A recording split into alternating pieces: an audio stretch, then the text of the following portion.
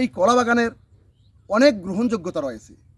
কিছু কিছু স্থানে ব্যাপকভাবে কলা চাষাবাদ করার কারণে সেই জায়গাটার নাম কলা বাগানও হয়ে থাকে। প্রিয় দর্শক, আসলে কৃষি কোনো তুলনা হয় না, অতুলনীয়। কৃষি জাতির মেরুদণ্ড বলবো আমি।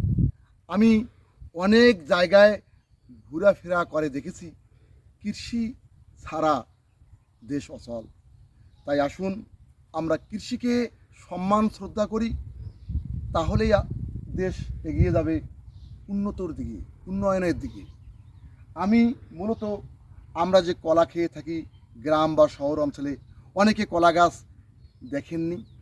আমি ভিডিও চিত্রের মাধ্যমে আপনাদেরকে এই সুবিশাল কলা বাগানের গাছ তুলে ধরলাম। দর্শক, ভালো থাকবেন, সুস্থ থাকবেন। আল্লাহ হাফেজ।